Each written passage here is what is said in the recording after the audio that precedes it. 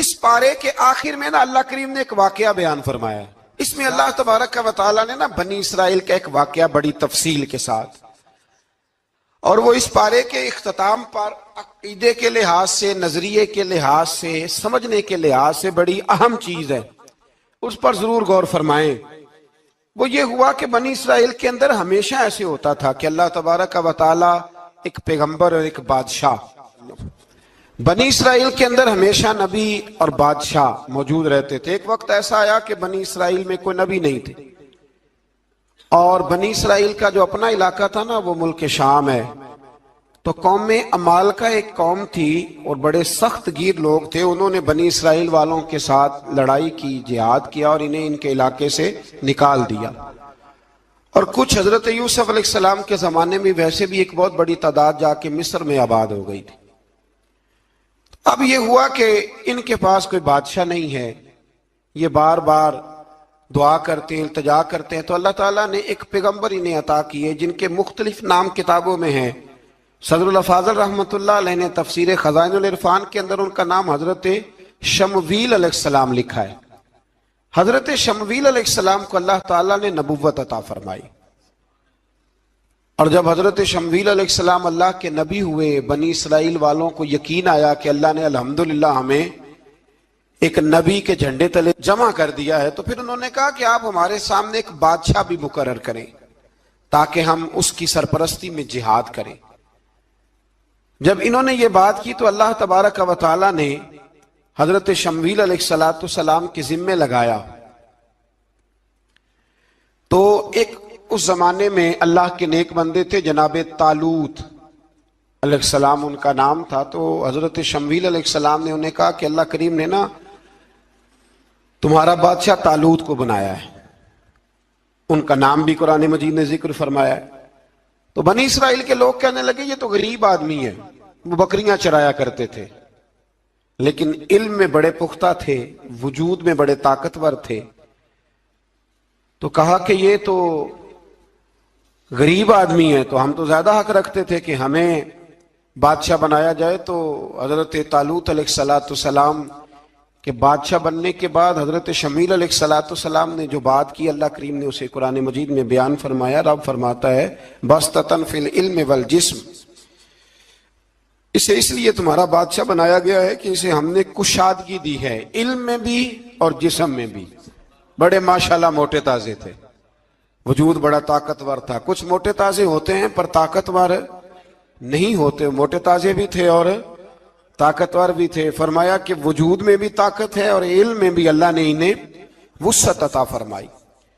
تو بنی اسرائیل والے کہنے لگے جی نہیں جی کوئی بندہ اور آ جائے، یہ ہمارا بہت بڑا مسئلہ ہے نا جی، ہر ایک کی مرضی کی نہ تو بات ہو سکتی ہے اور نہ ہر بندہ ہر ایک کی مرضی پر پورا. کہنے لگے نہیں جی کوئی اور ہونا چاہیے تھا، ہمیں کیسے پتا چلے گا کہ اللہ نے مقرر کیا ہے. بڑی خاص بات ہے، اس کو سمجھیے گا، یہ سارا مضمون آپ کو ملے گا اسی پارے کے آخر میں. آپ پڑھیں گے نا جی تو یہ سارا مضمون آپ کو ملے گا، اور آپ اگر سرسری نظر سے بھی اس کا مطالعہ کریں گے نا جا کے قرآن شریف کھول کے 15ویں سے 16ویں رکوع میں، آپ خوش ہوں گے کہ آپ کتنے اچھے نظریے اور عقیدے کے ماننے والے ہیں.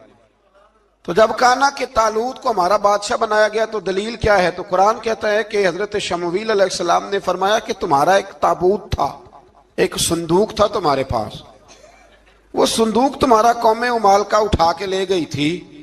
ان کے بادشاہ ہونے کی دلیل یہ ہے کہ اللہ تمہارا وہ صندوق تمہیں واپس کر دے گا، وہ تمہارا صندوق تمہیں واپس کر دے گا. اس صندوق میں کیا ہے، وہ حضرت آدم جنت سے ساتھ لے کے آئے تھے. اس میں تھا کیا، تو قرآن مجید کہتا ہے کہ اس کے اندر نا حضرت ہارون علیہ السلام اور حضرت موسیٰ علیہ السلام کے تبرکات تھے. تبرکات.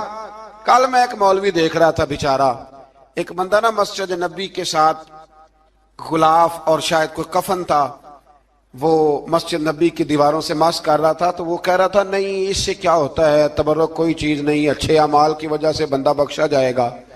میں نے کہا تو مجھے ملے تو میں تجھے بخاری کھول کے دکھاؤں کہ حضرت عبد الرحمن ابن عوف جنہیں حضور نے قطعی جنتی کہا، حضور کے وجود پر کرتا دیکھ کے کہنے لگے حضور بڑا ہی سونا لگ رہا ہے.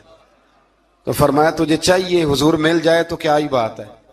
نبی پاک نے عطا کیا تو صحابہ کہنے لگے عبد الرحمن آپ کو تو ضرورت نہیں تھی, آپ کے پاس تو بڑے لباس ہیں, تو یہ کرتا حضور نے قبول کر لیا, کوئی لے کے آیا اور آپ نے مانگ لیا. تو وہ رو پڑے, کہنے لگے پہننے کے لیے نہیں مانگا, یہ حضور کے جسم سے لگ گیا ہے, میں نے کفن بنانے کے لیے مانگا ہے. تو کہتا ہے حضور کے تبرک میں خیر کوئی نہیں. اور آپ یقین کریں ان لوگوں پہ حیرانگی ہے, ہم نے بھی مرنا ہے نا جی, بڑی جلدی قبر میں جانا ہے, وقت کا کچھ پتہ نہیں, لیکن اتنے اندھے ہو کر لوگ چیزوں کو دیکھتے ہیں اور اس تیزی کے ساتھ گمراہی پھیلاتے ہیں. مجھے باقاعدہ کسی نے ویڈیو بھیجی اور کہنے لگا جی دیکھیں کتنی اچھی بات کر رہا ہے, لوگوں کو سمجھائیں. تو میں نے کہا نہیں, اس کو سمجھانے کی ضرورت ہے. اور میں نے اس کو دیکھا ہے, وہ جو لال رومال والا میں نے دیکھا ہے, وہ ڈھونڈ ڈھونڈ کے جاہلوں کو پکڑتا ہے, تلاش کرتا ہے, اور اگر کوئی مل جائے بات بتانے والا تو پھر وہ خود پکڑا جاتا ہے, اور کئی دفعہ پکڑا گیا تو نکل گیا ہے. اللہ تعالی ہمیں سمجھنے کی توفیق دے, ہم سیانے ہو جائیں تو یہ دور دور تک نظر نہیں آئیں گے انشاءاللہ.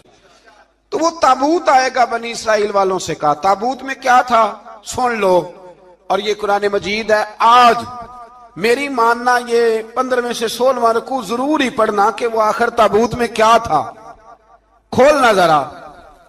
قرآن مجید کہتا ہے کہ حضرت موسیٰ علیہ السلام اور حضرت ہارون کے تبرک تھے. تو تبرک کیا تھے؟ تمام مفسرین نے لکھا ہے کہ حضرت موسیٰ کا ایک کرتا تھا, ایک ڈنڈا تھا, جوتے تھے, اور جناب ہارون علیہ السلام کا امامہ شریف تھا, اور تورات کی کچھ تختیاں تھی. تو اس کا فائدہ کیا تھا؟ اس تابوت کا فائدہ یہ تھا کہ بنی اسرائیل والے جب اپنے دشمنوں سے لڑتے تھے تابوت سامنے رکھ کے دعا مانگتے تھے, اللہ انہیں کامیابی عطا کر دیتا تھا. تو قوم عمالقہ کو بھی پتہ چل گیا کہ صندوق میں کچھ ہے جس کی وجہ سے یہ کامیاب ہو جاتے. وہ صندوق اٹھا کے لے گئے. اب ان کی کم بختی یہ, کم نصیبی یہ کہ انہوں نے جا کے اسے روڑی پہ پھینک دیا. جب روڑی پہ پھینکا تو ان کے اندر بیماریاں آ گئیں, وبائیں پھوٹ پڑی, مرنے لگے, وجود پھولنے لگا. پھر ان کے دلوں میں بات آئی کہ یہ ہم نے اس صندوق کی بے ادبی کی ہے. صندوق میں کیا ہے؟ تبرکات. ہمیں کہتے ہیں جی نالین کا نقشہ کیوں لگایا ہے؟ تمہارے تو بزرگوں کا عقیدہ ہے سر پہ رکھنے کو مل جائے اگر نقش نالے پاک کے حضور تو پھر کہیں گے کہ ہاں تاجدار ہم بھی ہیں. تو کہا کہ اس کے اندر یہ تبرکات تھے.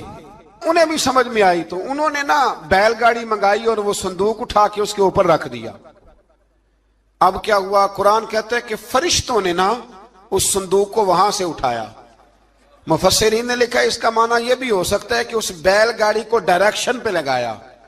ادھر سے حضرت شمویل علیہ السلام نے جناب طالوت کو بادشاہ بنا دیا اور ادھر سے وہ صندوق چل پڑا. کہا بھئی ہم ان کو کیسے بادشاہ مانے؟ تو فرمایا بادشاہ اس طرح مانو گے کہ تمہارا وہ صندوق آ جائے گا. اور قرآن کہتے ہیں اس صندوق میں تمہارے دلوں کا سکون ہے, اس میں تمہارے دلوں کا.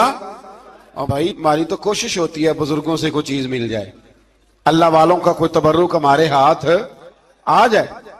تو وہ صندوق آ گیا, یہ مان گئے. اب جہاد کرنے نکلے تو لڑنا تھا جالوت کی قوم کے ساتھ. وہ بڑا سخت آدمی تھا, 3 من سونا اس نے وجود پہ پہنا ہوتا تھا. اس کی قوم سے لڑنا ہے, ٹوپی بڑی تگڑی پہنی ہوتی تھی لوہے کی. اب کون لڑے؟ ایک نوجوان تھے جن کا نام تھا داؤد علیہ السلام. وہ بھی بکریاں چرایا کرتے تھے. اور جن دنوں حضرت طالوت نکلے نا اپنی قوم کو لے کر جالوت کے خلاف لڑنے تو حضرت داؤد بھی شامل ہو گئے. اللہ جب کسی کو نوازتا ہے نا تو پھر خاص ہی کرم نوازی کرتا ہے. مفسرین نے لکھا جب یہ جا رہے تھے نا, وہاں جا رہے تھے تو رستے میں انہیں 3 پتھر مل گئے. انہوں نے وہ تینوں پتھر اٹھا لیے. اس زمانے میں پتھر پھینکنے کے لیے چھوٹی چھوٹی لوگوں کے پاس چیزیں ہوا کرتی تھی. اس کو کوپھن بھی لوگ کہتے تھے, منجنیک, اس کو سامنے رکھ کے پھر بنائی گئی. تو آپ کے پاس بھی وہ آلہ تھا جس سے دشمن پر پتھر مارے جاتے تھے. تو آپ وہ مشین لے کر, وہ آلہ لے کر وہاں پہنچے ہوئے تھے. 3 پتھر آپ کے پاس تھے.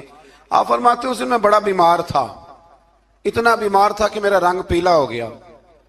اب وہ جالوت کے سامنے کوئی نہیں جاتا تھا، تو جناب طالوت کہنے لگے کہ جو جالوت کو مارے گا نا، یعنی ان کے بادشاہ کو اس قوم کے، تو میں اسے اپنی آدھی سلطنت بھی دے دوں گا اور اپنی بیٹی کا نکاح بھی اس کے ساتھ کر دوں گا۔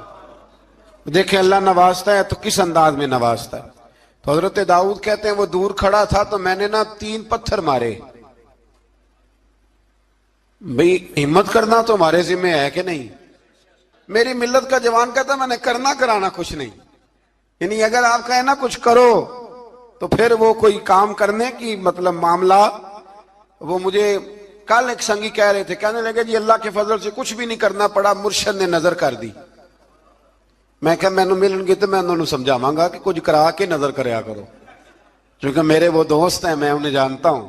نظر میں بڑا کچھ ہوتا ہے، لیکن اللہ بھی تو بندے پہ بڑی نظر رحمت کرتا ہے نا۔ لیکن کہتا ہے 5 نمازیں پڑھ، رمضان کے روزے رکھ، زکوٰۃ فرض ہو تو ادا کر، یہ سارے کام کر، سچ بول، دیانتداری کر، پھر میں اپنے فضل سے تجھے جنت عطا کروں گا۔ تو یہ جو رویہ ہم نے بنایا یہ درست نہیں۔ تو فرماتے ہیں 3 پتھر میں نے مارے، اللہ نے اتنا فضل کیا کہ وہ بھی مر گیا، اور اس سے چھو کے میرے پتھر آگے بڑھے تو اس کی فوج کے 30 آدمی بھی مر گئے۔ 3 پتھروں سے 31 بندے اللہ نے مار دیے۔ فرماتے اس لیے کہ ہاتھ میرے تھے اور طاقتیں میرے رب کریم کی تھی۔ تو حضرت داؤد علیہ السلام کے حصے میں جناب طالوت کی صاحبزادی بھی آئی، آدھی سلطنت بھی آئی۔ کافی سال حضرت طالوت حیات رہے، پھر ان کا وصال ہو گیا، تو ساری سلطنت حضرت داؤد کو ملی، اور پھر اللہ تبارک و تعالیٰ نے انہیں نبوت بھی عطا فرمائی۔ یہ دنیا میں واحد پیغمبر ہیں جو بیک وقت نبی بھی تھے اور بادشاہ بھی تھے، اور پھر اللہ نے فضل فرمایا، انہوں نے بڑی بڑی فتوحات کی۔ اور پھر حضرت داؤد کے صاحبزادے کا نام حضرت سلیمان علیہ السلام، پھر ان کے صاحبزادے کا نام حضرت۔ تو یہ ہوا کیسے؟ یہ سارا کچھ اللہ تبارک و تعالیٰ کے فضل سے ہوا، اس کے کرم سے ہوا۔ اب اس واقعہ سے ہمیں کیا پتہ چلتا ہے؟ ہمیں یہ پتہ چلتا ہے کہ رب جب فضل فرمائے نہ کسی پہ بھی، تو ہمیں اس بندے کو دیکھ کے راضی ہونا چاہیے، کوئی شکوہ نہیں کرنا چاہیے۔ اور دوسری بات یہ سمجھ لینا چاہیے کہ حکومتیں، مال، دولت یہ صرف سیاستوں سے نہیں ملتی، یہ خدا کے فضل سے ملتی۔ اور یہ بھی سمجھ لینا چاہیے کہ جو بزرگوں کے تبرکات ہوتے ہیں ان کی کیا ہی بات ہوتی ہے۔ چند باتیں ایسی تھیں کہ میرا دل کرتا تھا ان کو دہرایا جائے، اور خاص کر کے ان باتوں پر توجہ کی جائے۔ یہاں نا اللہ تبارک و تعالیٰ نے ان باتوں میں سے ایک بات کا ذکر فرمایا ہے۔ یہاں 207 نمبر جو آیت ہے نا اسی پارے کی، اس میں اللہ کریم نے فرمایا کچھ لوگ ایسے ہیں جو اپنی جانیں ہی اللہ کے حوالے کر دیتے ہیں، زندگی کا مقصد دین ہوتا ہے، لٹا دیتے ہیں۔ یہ نازل کب ہوئی؟ یہ آیت مبارکہ حضرت صہیب رومی کے بارے میں نازل ہوئی۔ حضرت صہیب رومی رضی اللہ تعالیٰ عنہ بڑے مالدار تھے، مکے سے جب چلے نا تو سارا مال مکے میں چھوڑ دیا، اس لیے کہ اللہ کے رسول مدینے چلے گئے۔ فرماتے ہیں پھر میں نے مال و دولت کی پرواہ نہیں کی، پھر میں نے یہ سوچا کہ میں نے اپنے حبیب کے پاس طیبہ کے لیے جب نکلا تو کفار نے، قریش مکہ نے روکا، ہم نہیں جانے دیں گے۔ تو حضرت صہیب رومی فرمانے لگے بھی سنو، میں کمزور نہیں، میں طاقتور آدمی ہوں، اور تم میں سے کوئی ایسا مائی کا لال نہیں جو تیر چلانے میں مجھ سے زیادہ سیانا ہو، تلوار چلانے میں مجھ سے زیادہ عقل مند ہو، جانا مدینے میں نے ہے۔ اب یہ ہے کہ تم بتاؤ میرے ساتھ تیروں تلواروں سے لڑو گے یا میں تمہیں ایک سودا بتاؤں وہ سودا کرو گے؟ قریش کہنے لگے سودا کیا ہے؟ کہنے لگے میرا بڑا مال ہے، میں مکے میں دفن کر کے آیا ہوں، تم مجھے مدینے جانے دو، میں تمہیں سارے مال کا پتہ بتا دیتا ہوں۔ ہزاروں لاکھوں میں تھا مال تجارت۔ دیکھیں جب صحابہ مدینے جاتے تھے تو کتنی قیمت دے کے جایا کرتے تھے۔ تم مجھے جانے دو، میں تمہیں وہاں کا پتہ بتاتا ہوں۔ انہوں نے کہا جی بات ٹھیک ہے، آپ پتہ بتا دیں۔ حضرت صہیب نے ساری زندگی کی جمع پونجی ہزاروں لاکھوں میں ساری دے دی اور مدینے کے لیے تیار ہو گئے۔ اللہ کریم نے اس بات کو بڑا ہی پسند فرمایا اور فرمایا وَمِنَ النَّاسِ مَن يَشْرِي نَفْسَهُ ابْتِغَاءَ مَرْضَاتِ اللَّهِ، فرمایا کچھ لوگ ایسے ہیں جو اپنی جانیں ہی بیچ دیتے ہیں اللہ کی رضا حاصل کرنے کے لیے، اپنی جانیں بیچ دیتے ہیں۔ नफ्सहु इब्तिगाअ मरदात अल्लाह, अल्लाह की रजा हासिल करने के लिए अपनी जानों को बेच देते हैं। तो फरमाया फिर अल्लाह क्या करता है? फरमाया वल्लाहु रऊफुम बिल इबाद, फिर अल्लाह भी अपने बंदों पर बड़ा ही रहम फरमाने वाला है। जब ये सारा माल दे के मदीने पहुंचे ना, तो इनके इस्तकबाल के लिए जनाब उमर पहले से मौजूद थे। हजरत उमर रिसीव करके नबी करीम की बारगाह में ले गए तो फरमाते हैं हुजूर ने मुझे देखते ही फरमाया सुहेब, जिंदगी में तुमने बड़ी तिजारतें की होंगी, पर ये जो तूने सौदा किया है ना, ये बड़ा ही नफे वाला किया है। ये जो सौदा फरमाया ये तूने बड़ा, तो दीन के लिए जब आप कोई काम करते हैं तो ये सौदा बड़ा नफे वाला। एक मजमून और यहां है 216 नंबर आयत में, वो भी बड़ा ही समझने वाला है। अल्लाह करीम ने जब जिहाद फर्ज किया ना, तो फरमाया कुतिबा अलैकुमुल किताल, हमने तुम पर कत्ल करना, किताल करना फर्ज किया है। फरमाया हो सकता है तुम्हें ये कराहत महसूस हो, मुश्किल लगे, बुरा लगे। एक बात जो आज की नसीहत है और मज़ामीने कुरान जो हम सीख रहे हैं, उसके अंदर से हमें ये खास चीज है जिसको समझना चाहिए। अल्लाह करीम ने फरमाया कि तुम पर जिहाद फर्ज किया गया है, वाहुवा कुरहुल लकुम, हो सकता है तुम्हें ना पसंद हो, तो एक ना सारी जिंदगी के लिए एक नसीहत कर दी। फरमाया व आसा अन तकरहू शैया, हो सकता है तुम किसी चीज को नापसंद करो, वहुवा खैरुल लकुम, और वो तुम्हारे लिए अच्छी हो। अल्लाहु अकबर। ये वो बात है अगर समझ में आ गई तो कलेजा ठंडा हो गया, जिंदगी सुकून में आ गई। फरमाया हो सकता है तुम किसी चीज को नापसंद करो और वो तुम्हारे लिए बेहतर हो। व आसा अन तुहिब्बु शैया, हो सकता है तुम किसी चीज से मोहब्बत करो, वहुवा शर्रुल लकुम, और वो तुम्हारे लिए बुरी हो, अच्छी। बस मेरे रब ने एक बात मुसलमान को बता दी तो जीने के लिए बड़ी काफी है। फरमाया तुम मेरे और मेरे रसूल के हुक्म पर चलो। क्यों? इसलिए कि वल्लाहु यअलमु व अंतुम ला तअलमून, अल्लाह जानता है तुम नहीं जानते। अल्लाह के तरीकों के मुताबिक, रसूलुल्लाह के बताए हुए तरीकों के मुताबिक चलो। अल्लाह जानता है, हम जानते नहीं। तो कुरान मजीद की इस नसीहत पर जरूर गौर करें। अच्छा, अब दौलत आई है तो हुजूर सल्लल्लाहु अलैहि वसल्लम ने फरमाया अल्लाह अगर अपनी नेमत दे तो असर देखना पसंद भी करता है। तो हजरत उमर चौथे दिन फिर आए ना मस्जिद में, तो 17 पैबंद लगे हैं कपड़ों पे। चौथे दिन आए 17। अब सहाबा ना आपस में बातें करने लगे, यार पर्दे के पीछे अत्ताहियात में